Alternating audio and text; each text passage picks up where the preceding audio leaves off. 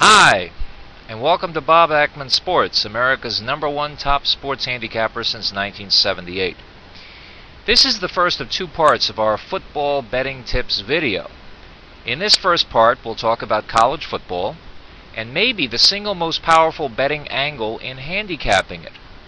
We'll also touch on coaching in the college ranks and in the pros, and then we'll move on to discussing the mentality of NFL players.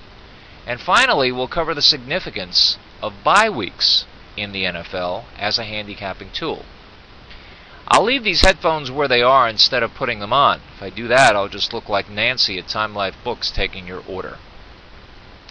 Thanks for visiting our website, basports.com, to see what Bob Akmens Sports is all about. Let's talk a little bit about some of the challenges you may face handicapping football. Bob Akmens Sports actually handicaps and releases plays in 4 different kinds of football: college, NFL, arena football, and the Canadian Football League. Since 1978, Bob Akmens Sports has finished in first place in 68 different categories of documented college and pro football handicapping contests. You can find a complete list of those number ones by clicking on the Documented #1 Titles tab on any of the pages on our site. Each of those 4 sports play football, but every good handicapper should approach each a bit differently. Let's talk about those differences. College football involves intense, emotionally pumped up young men who, while they may be subsidized with special favors while allegedly attending college, still have one ultimate goal in mind: some sort of shot of making the pros. Of course, there still are such things as student athletes, and guys who go to really top-notch schools like Stanford or Duke or Northwestern usually are there because they're bright people who also happen to be good athletes. But realistically, those are the exceptions and not the rule. The vast majority of college athletes are not rocket scientists, nor should you expect them to be, and they operate on a very instinctual level rather than thinking things out, which may not necessarily be a bad thing, especially if you're faced with what appears to be an impossible task, like coming back from 3 TDs with a few minutes to go. An intellectual type of quarterback might reason that this is just not possible, and even if he does so subliminally, might fail at his task. And you and I have seen that happen on every level of football, college and pro. So in a situation like that, you'd much rather have a Joe Willie Namath throwing for your Crimson Tide team than a guy who might be a smarter person but doesn't have the instincts that Broadway Joe had.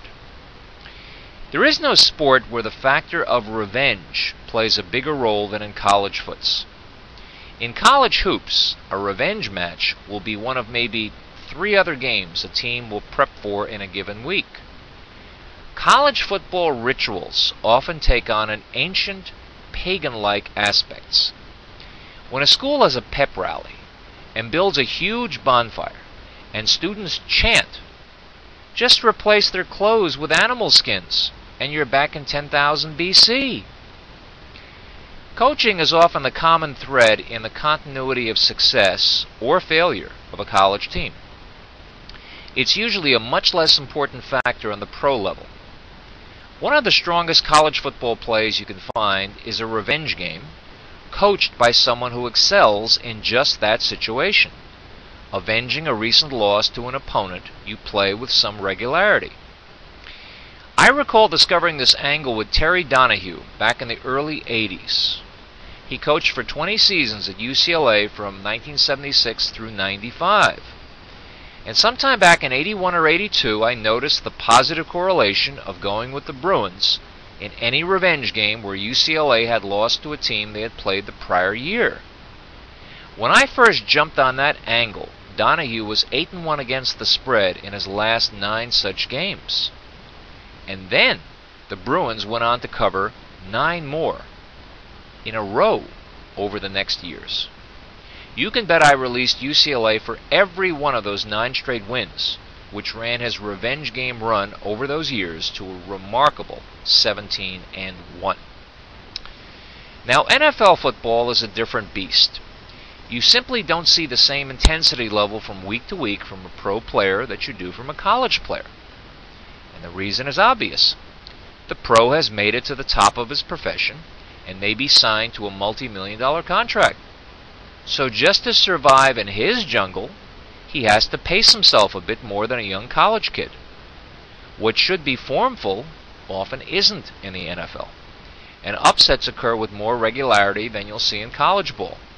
So you might want to look at more dogs than favorites when the woofers are live ones. One important angle to look for in NFL games is how teams do after a bye week. Most do quite well, but you have to look at their prior performances, which may very well be a result of how their coaching staff approaches things. If you find a team that's covered a good majority of the time right after a bye week, chances are quite good they'll do it again for you. Now on this note, we'll close out part 1 of this video. Please watch part 2, where I'll tell you why both Arena Football and the Canadian Football League are maybe even better money makers than betting college and NFL football. And we'll talk about the most challenging games to handicap in football. Thanks for your time, and make sure you watch part 2 of this video, which, if you follow its advice, will make you money. This is Bob Akmens signing out for now. Thanks for visiting.